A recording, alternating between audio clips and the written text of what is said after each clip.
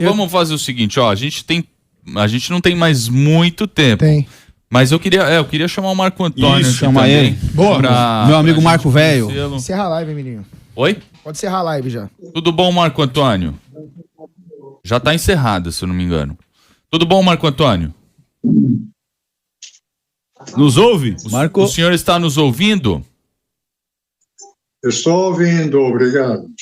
Como é que você vê aqui nosso programa aqui de hoje? Eu sei que o senhor já não conversa, já não concede entrevistas à mídia aí há um bom tempo, não é isso? Ele tá com delay. Eu não sei se o áudio está bom, se a gente consegue aí o contato com o Marco Antônio, ele que é o ex-marido da Maria da Penha. O senhor está ouvindo aí? O senhor está acompanhando aqui o programa? O senhor tem algo a dizer? Olha, obrigado pela oportunidade. Emocionado. Eu sei que a gente está com um atraso. Não, ele está emocionado. E eu sei que está com um atraso também. Obrigado pela oportunidade. Eu só queria, depois de ter ouvido todos os meus amigos do grupo que falaram, fazer uma pequena correção. No dia dos fatos, eu não desmaiei, nem perdi a consciência em momento algum. Depois de que os bandidos fugiram, eu estive no escritório que tinha em casa, peguei o facão e retornei ao lugar onde aconteceu a luta. Esse lugar fica atrás da cozinha. Não te importa, é direto. Procurei o revólver e constatei que eles tinham levado. Então, eu estava tremendo, sangrando, confuso, todo dolorido. Encostei na parede e fiquei de cócoras. Quando, alguns minutos depois, as empregadas apareceram, elas entraram pelo portão de ferro da lavanderia, me encontraram nesse estado, mas eu não estava desmaiado. Eu perguntei como está a patroa e mandei a outra empregada me trazer uma toalha para arrancar o sangue e me cobrir, porque eu estava tremendo pela perda de sangue. Quando perguntei como está e a patroa, não, está bem, foi a resposta. E as crianças, todas estão bem. Mandei a outra empregada, a babá, a ficar com as crianças. Minutos depois, eu comecei a ver pessoas que circulavam em casa. Por quê? Porque o lugar onde a luta aconteceu, que não tinha porta, era um vão, permitia que eu olhasse a porta da cozinha, que estava aberta. Então eu via passar pessoas lá. E minutos depois, dois policiais chegaram a mim, me ajudaram a ficar em pé, e eu pedi para não me tocarem, porque já me doía muito a ferida e eles me tinham lastimado quando me ajudaram a levantar. Eu fui caminhando com eles, entrei na patrulha e fui levado. Eu estava tranquilo, porque minha esposa estava bem e minhas crianças também. Somente eu tinha conhecimento de que eu tinha sido ferido. Tanto é, eles me levaram para uma instituição lá e depois para o hospital HGF.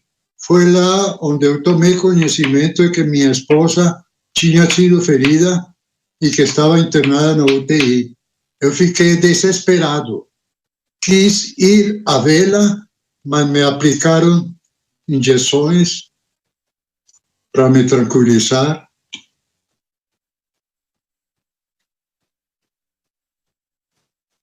O senhor poderia mostrar? O senhor foi um tiro no ombro, não foi isso? O senhor já chegou até a mostrar ou não? Eu mostrei a ferida na clavícula que sai pelas costas num vídeo feito por Alexandre. Mas se vocês acharem necessário, eu mostro de novo. Eu acho que isso daí tem um caráter simbólico. Não é que a gente quer constrangê-lo, mas eu acho que é um momento tão importante para a gente de abrir a perspectiva do outro lado, que as pessoas elas vão passar a entender que não é historinha, não é vitimismo. O que está acontecendo aqui é a desconstrução de uma narrativa histórica. Tudo bem. Como eu estou aqui para contar a verdade, esta ferida é parte da verdade. Ali a bola ali. Dá pra ver aqui. Na realidade ela afunda, né? Ela afunda. Nossa, sai. Ali atrás, na cicatriz, Isso, ali, né? Aquele ali, furo ali atrás. Ó. Aproveitando, o Marco... Desculpa constranger. Desculpa, mas era só pra gente... Uma coisa muito importante, porque ele nunca falou isso e não existia nos autos. Ontem, conversando com ele, anteontem, né? O Marco ele trouxe uma informação muito importante no inquérito. Vejam, ele diz que dias depois, ele mais as duas empregadas, mais o vigia que ele contratou, o tal de Elias, que foi ouvido no processo, e mais o Itamar, que virou concunhado dele depois, eles... analisando ali o local onde ele efetuou o disparo pro teto, e eles acharam resquícios de ferro, porque o tiro acho que pegou também na grade de ferro. Mas eles acharam o projétil, olha que importante, eles acharam o projétil do tiro que atingiu ele na parede. Esse projétil, ele falou na época que estava baleado ainda, ele entregou para esse Itamar. E o Itamar ficou de levar para a delegacia. Esse projétil sumiu. Esse Itamar nunca foi ouvido. O Itamar, ele subiu, segundo até o próprio Marco na época, quando ele chegou na casa que ele retornou, ele identificou que estava destelhada tinha algumas telhas silhueteadas, que tinha um fio cortado do telefone. E foi o Itamar que acionou, acho que fez a religação, mas ele que identificou. Essa pessoa nunca foi ouvida. O vigia, na verdade é José Nilson, depois ficou de tal, era o vigia que ficava na casa da frente. O dono da casa da frente, que morava na mesma rua mais pra frente, ele fala o seguinte durante o inquérito. O vigia falou pra mim que quando ouviu o primeiro disparo, ele vai pra frente da residência e ficou ali olhando. Até ouvir o segundo disparo. Ninguém entrou, ninguém saiu da residência. Mas o vigia me falou que era o meu funcionário.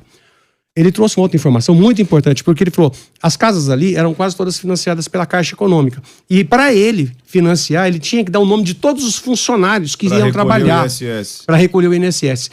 E, provavelmente, esse Hélio, que era o dono da residência da frente, também teria que ter todos os dados do vigia dele. Senão não faria sentido. E, para isso, a polícia seria fácil identificar e ouvir o vigia. Por quê? Entendo que a narrativa que foi produzida durante o inquérito, que depois levou ao processo, era o seguinte: quando a Maria, até o que o Delari tinha perguntado agora há pouco, quando que houve essa mudança toda? A esposa dele, quando ela descobre, já em cadeira de roda, ela descobre os fatos, ela faz o quê? Ela começa já a programar uma forma de conseguir a guarda das crianças para poder sair dali, para retornar para casa dos pais dela. E quando ela faz isso, ela consegue isso no final de 83. E ela foi para Brasília, tudo. Só que só em janeiro do ano seguinte, de 84, que ela leva uma das empregadas, a Onindina, e ela também dá um depoimento, aí ela começa a mudar a história. Não, eu já desconfiava que era ele quando eu tomei o tiro. Então ela muda a narrativa a partir dali. Ela já tinha promovido, inclusive, a ação de separação dele, judicial. E já estava com a guarda das crianças. E olha que loucura, se pegar o documento 5, a Taurus, porque prenderam 2 armas. Olha que loucura, olha para onde foi esse processo. Depois de 1 ano, não é isso? Vão no apartamento, depois de 1 ano, vão no apartamento dele, onde ele tá vivendo. Aí achamos um 38. Olha o que a Tauro diz. Que esse 38 foi produzido depois dos fatos. Uhum. E esse revólver continua no inquérito, no processo, até o final, como sendo a arma do crime.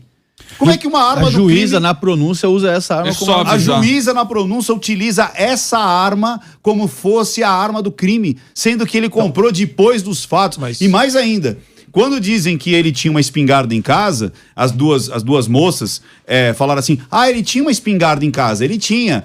E aí ele falava assim, não, eu não tinha. E aí quando vão na casa dele e veem que ele tem uma espingardinha de chumbo, olha isso. Aí levam uma espingarda de chumbo. Aí os caras falam assim, tá, então essa foi a espingarda que feriu a Maria da Penha? Na verdade, eu conversei com ele, esse era um ponto, porque ele desconhecia na cabeça dele. Uma rifle de pressão. Para ele, rifle de pressão não era uma espingarda. Nunca foi uma espingarda. Porque espingarda para ele era algo de uma arma de fogo. Você entendeu? Eu só preciso passar o recado aqui, que nesse momento a gente encerra a live no programa Pânico. Eu achei que já tivesse encerrado, mas nesse momento a gente encerra e continua só no canal do Mais Um Podcast. O link tá aí na descrição, muito fácil de você encontrar aqui e continuar assistindo a essa entrevista exclusiva aqui com esses convidados aqui que hoje estão. E olha que interessante, quando há a cariação, né, de tipo, a menina fala, não, existia uma espingarda, e ele fala, não, mas eu não tenho espingarda, porque na cabeça dele, aquilo era um rifle de pressão, e mesmo quando pegam o rifle de pressão, e aí o pessoal fala, tá, então essa foi a arma do crime, faz uma balística, sabe o que acontece com o rifle de pressão? Some do inquérito. Mas Ricardo, o importante, olha que loucura. Quando houve esse depoimento das empregadas e da Maria da Penha, quando ela começa a mudar essa narrativa, ela no primeiro depoimento ela fala, não, nesse depoimento, ela já desconfiava dele. Só que é o seguinte, vejam, quando ela foi baleada, ela estava no hospital, foi requerido o exame de corpo de delito para ela também.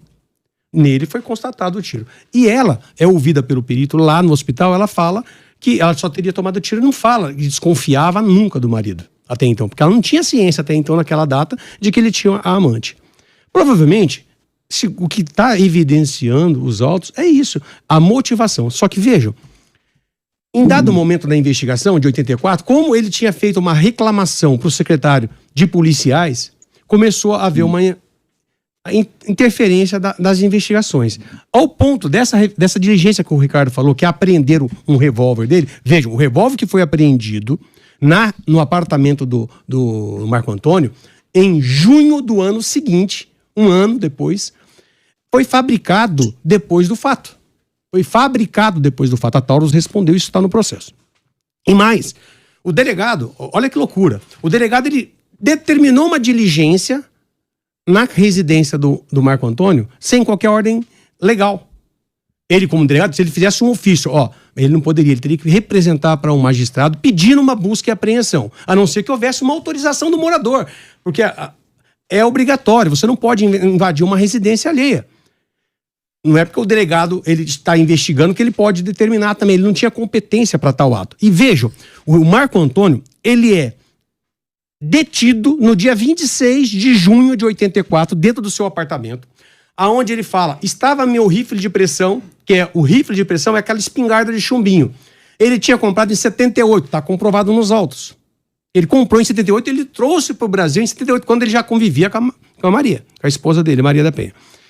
E esse rifle, ele fala o seguinte, no dia dos fatos lá, esse rifle estava guardado dentro da minha cabeceira da cama. E ficou lá esse rifle. Só que as empregadas, elas diziam o seguinte, não, nós vimos ele com uma arma grande, que não era um revólver, era uma espingarda. E essa história, vejam, ele é detido no dia 26, levado para a delegacia, e ele ficou 5 dias Foi sequestrado, aquilo é um sequestro. E foi mantido sob cárcere, na delegacia, e com pressão. Por quê? Descobriram que ele tinha vendido um Passat que eles tinham. Mas ele vendeu o Passat no ano anterior, logo depois do acidente. Por quê? Porque ele tinha para mim, o que eu entendi, e até mesmo conversando com ele, que o Marco, ele tinha o quê? Vergonha. Porque ele, imagina, era uma pessoa, um professor, só que ele tinha 3 filhos, a mulher naquele estado. Ele estava passando por dificuldades, ele tinha que ficar mais tempo, então ele começou a trabalhar menos. Aí ele teve que vender o Passat. Só que ele inventou uma desculpa que tinha batido o carro.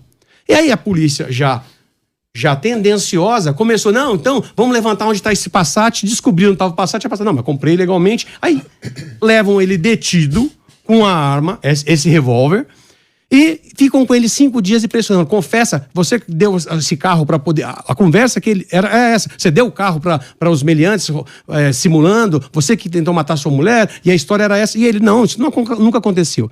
Aí, nesse período, nesses dias, até então ele nunca tinha tido advogado.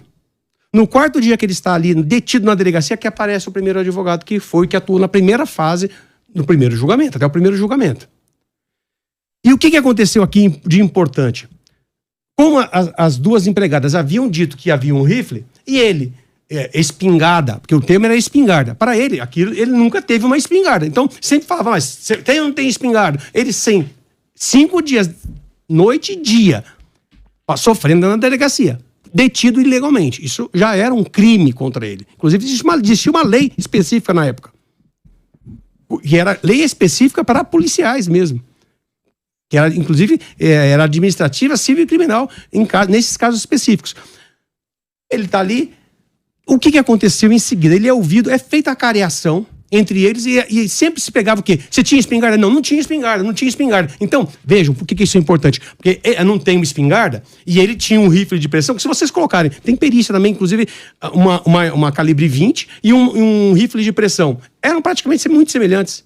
Então é lógico que as 2 empregadas, o que elas viram era um rifle de pressão. Que no Brasil a gente sempre chamou, eu lembro porque eu era criança, meu pai tinha uma espingarda de chumbinho. E eu falava, pô, Marco, isso aí é uma espingarda de chumbinho. Ele, não é espingarda, é rifle. Na cabeça dele, até agora, ele achava, aí que ele foi, puta, mas por que ninguém me falou isso? Porque ele nunca falava, não tinha espingarda na minha casa. Ele sempre acreditou nisso. Só que, vejam, a importância agora... Tudo isso, vamos adiantar um pouquinho, toda essa investigação. Os policiais tiveram oportunidade de fazer a careação também entre as 2 empregadas e os 2 vizinhos. Porque quem foi ouvido? Porque quais são os elementos que deram base para a denúncia futuramente? Foi o seguinte, pessoas teriam sido ouvidas dizendo dos vizinhos, ninguém saiu da casa. Houve 2 disparos. Houve... a negativa dele da espingarda e as 2 pessoas dizendo que ele tinha uma espingarda. A vítima baleada com uma espingarda. E o revólver foi apreendido. Então, o quadro... Fechou pra polícia. Tá ótimo, vamos fechar isso aqui. A polícia só quer tirar a burocracia da frente. Mas não foi, nesse caso, não foi só isso. Teve mais. Teve porque, lembra que ele fez a reclamação dos policiais que tentaram tomar um dinheiro dele? Pediram um dinheiro pra ele. E ele fez... Olha que loucura, Marco. No 7º dia, lá atrás. Ele não foi detido, não ficou 5 dias? Sim. O primeiro advogado apareceu. Depois do primeiro advogado apareceu lá na delegacia e tal, aí no dia seguinte o delegado ouve ele novamente, faz a careação, aí com um advogado ele é liberado. Passou mais uns dias, no dia seguinte, o procurador do estado, ele nomeou um promotor para acompanhar esse inquérito. E o promotor de justiça marcou uma outra oitiva. Por quê? Para questioná-lo a respeito do Passat. Porque aí ele vai para a delegacia e ele é ouvido na presença do representante do Ministério Público e em seguida começa-se o processo. Começou o processo, a denúncia, a acusação é exatamente essa de que havia todas essas divergências. Mas nenhum advogado orientou. Eu digo para vocês, eu há muito tempo eu advogo, mas para mim, eu já vi os tribunais superiores anularem um processo por um réu com um defensor indefeso. E esse é um caso específico, porque olha só, idêntico. Você tem uma pessoa que está dizendo, eu fui vítima, eu reconheci 2 meliantes, investiguem. Aí eu faço uma denúncia contra a polícia está parada. Começaram a manipular a investigação contra mim. E eu, passando por um advogado, a partir daquele momento, eu comunico com o advogado não pediu nada. Vejam, não houve. Quando você tem esses tipos de crime, ele não achou, dias depois, um projétil? Por que esse projétil não foi apresentado? Por que não se ouviu o Itamar? Mas aí a gente começa a descredibilizar a justiça ali naquele período e tal. A partir de hoje, eu me pergunto, o que isso pode ser feito, além da gente abrir espaço? Na verdade é o seguinte, existem graves injustiças que são cometidas, que são perpetradas, e isso tem sim um remédio. Só que o problema é você conseguir, né, embasar, o custo disso é alto. Então, por exemplo, só para terem acesso às informações já foi dificultoso, né? O próprio relato de vocês é esse. Só que agora tem uma dificuldade ainda maior. Por exemplo, você tem a ação rescisória.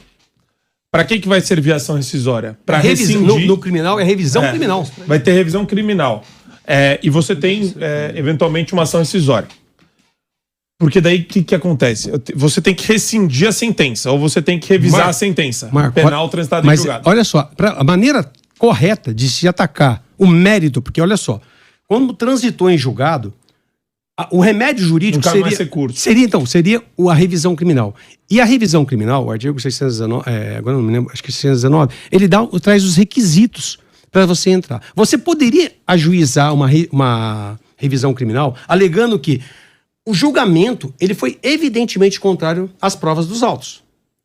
A evidência dos autos. Esse é um dos pressupostos. Só que se você entrar uma vez com esse recurso e perder, ou não for conhecido e não recorrer, transita em julgado também, você não pode novamente ajuizar uma revisão com o mesmo fundamento.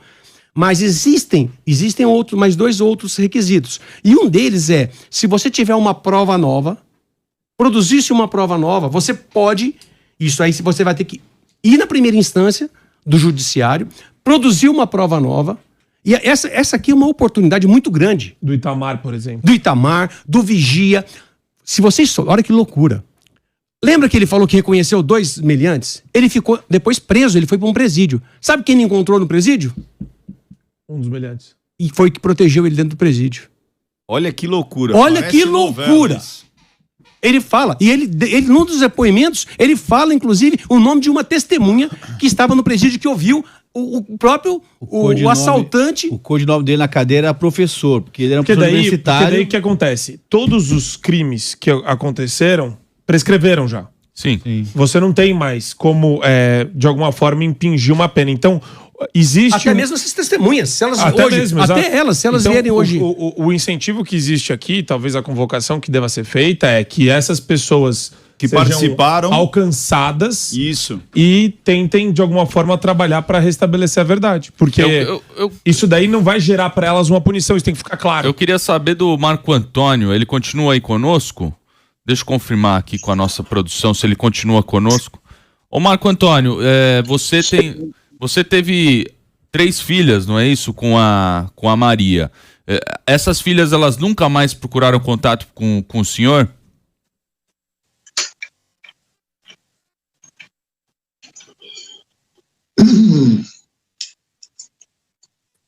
Essas 3 filhas tinham, na época, 2, 4 e 6 anos. Depois da separação, eu passei a sair com elas a cada 15 dias.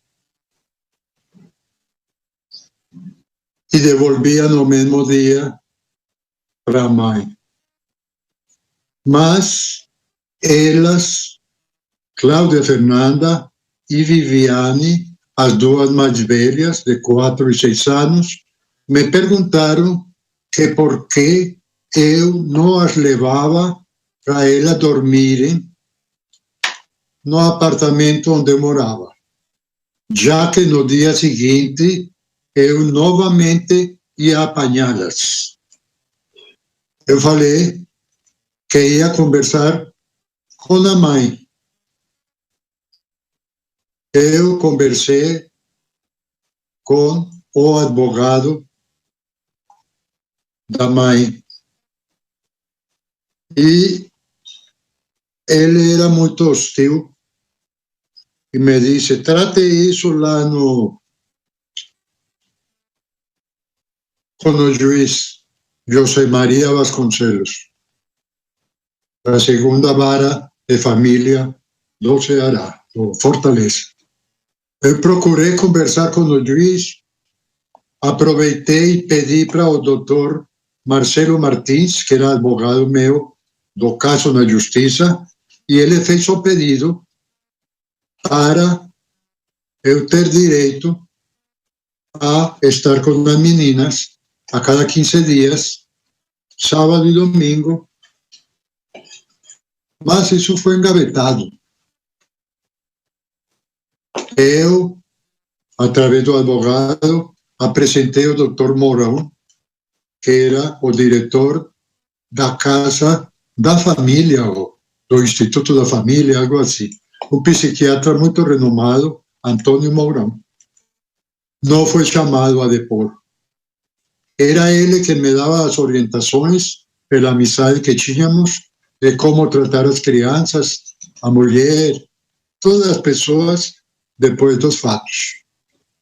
Então, o juiz pediu para eu telefonar para ele, telefonei e me disse o seguinte: somente me pronunciarei na minha decisão sobre a visita às crianças quando terminar o processo que está respondendo na justiça.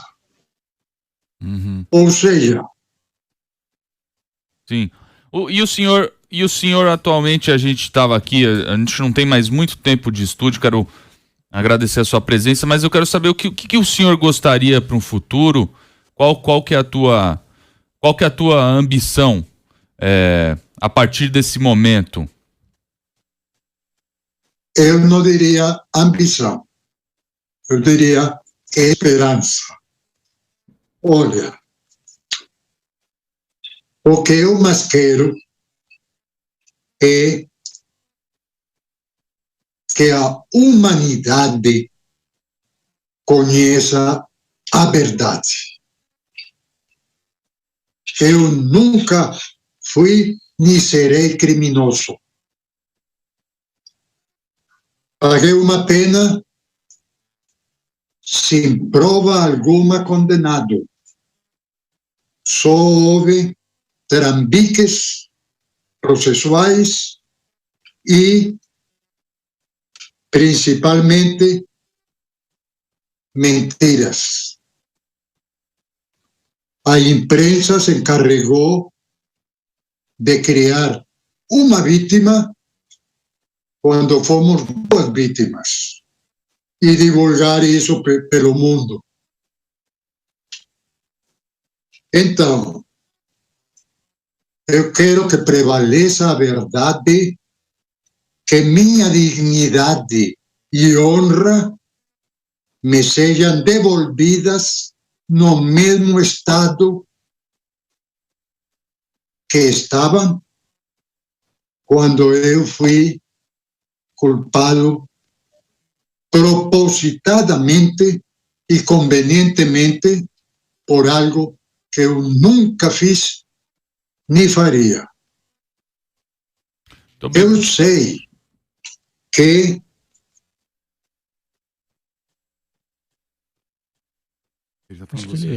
Pode falar. Que já passou o tempo na justiça para alguém ser penalizado. Mas todas essas instituições da mídia, grupos, etc., devem ser colocados à luz da verdade para que a sociedade saiba que foi cruelmente, perversamente enganada até o dia de hoje. Muito obrigado pelo seu tempo aqui conosco. E é isso. Muito obrigado mesmo aí por conceder essa entrevista depois de tanto tempo aí que o senhor esteve esteve na surdina, se é que a gente pode falar assim. Porque você vê, até o pessoal do chat que estava dizendo, poxa, mas por que ele não falou isso na época? Pois é, não deixaram. E ele parece, né, doutor, que ficou indefensável, porque as coisas que pediam para ser feitas não foram feitas. Ele tentou, inclusive, escrever nos livros dele, né? Enfim, ele como é que o pessoal não entende o que é você não ter voz. O pessoal acha que não tá entendendo o que é a gente colocá-lo aqui no programa. Porque isso daqui, como professor universitário, é amplamente radioativo.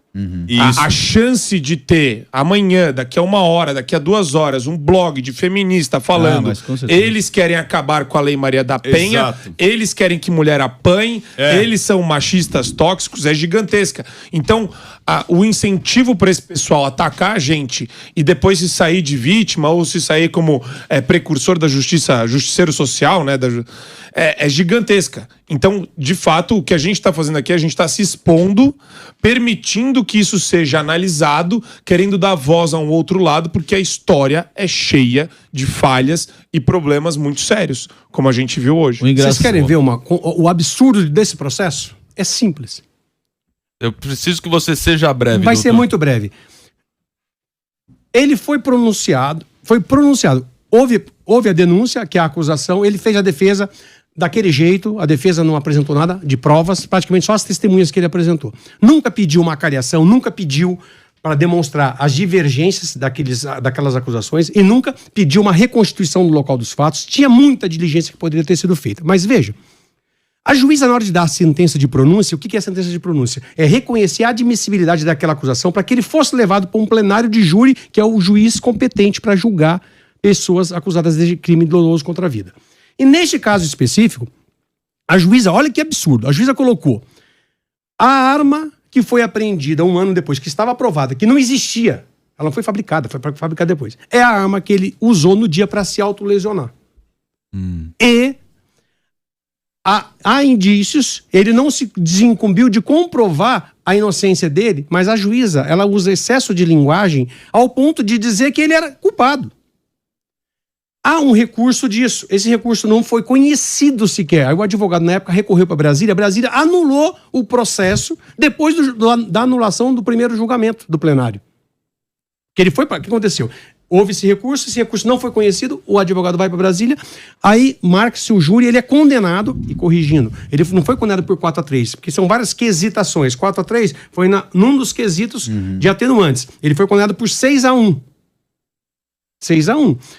Do primeiro júri. Mas esse júri foi anulado porque o tribunal entendeu que a juíza, na hora de fazer a aquisitação, ela se confundiu e colocou 2 requisitos que não poderiam estar na mesma pergunta. Requisitos de objetivo e subjetivo. Incongruentes. Aí o tribunal chegou a anular o primeiro julgamento, mas só depois que ele anulou, o STJ em Brasília anulou o processo todo, porque você tem que julgar o recurso em sentido estrito, que era contra a sentença de pronúncia. E vejam, o tribunal simplesmente, quando foi julgar o recurso, aquela sentença de pronúncia, para saber se ela deveria ser mantida daquela forma e ir para a júri com aquela acusação, o tribunal manteve assim, o advogado não recorreu. O que fez? Deixou transitar em julgado aquela situação. Prejudicou novamente o Marco Antônio. E o Marco Antônio depois vai para o segundo julgamento de júri e ele é condenado. Então, olha que loucura. Ele é condenado por uma arma. A juíza diz isso depois na sentença de pronúncia. E que a arma que ele se autolesionou era aquela arma que foi apreendida no ano seguinte. Essa é uma prova que foi usada... Ou seja, resumindo aquela arma que supostamente ele teria se autolesionado foi fabricada depois dos fatos e foi julgado dessa forma. Quer dizer, é absurdamente incongruente. Acho que a questão para fechar aqui é como disse o Superman, para não trocar os nomes aqui, porque os dois são Marco Antônio, então como disse o Superman existem pessoas daquela época que podem aparecer agora e dar mais luz ao caso ainda. Tanto é que já apareceu uma. Já apareceu uma senhora que ela conviveu com as famílias ali e ela é uma testemunha ocular durante 8 anos vivendo dentro da casa da mãe da Maria da Penha. Então é uma coisa, tá surgindo muitas coisas. Então, tanto o Itamar quanto as pessoas, até as pessoas que de repente participaram disso daí, podem aparecer. Então, e para fechar mais ainda, a gente só meteu a mão nessa cumbuca porque fomos chamados de mentirosos. Não minta pra mim, porque senão eu descubro. Essa não que é a minta verdade. pra mim. Gente, muito obrigado aí, obrigado. Obrigado a todos aí.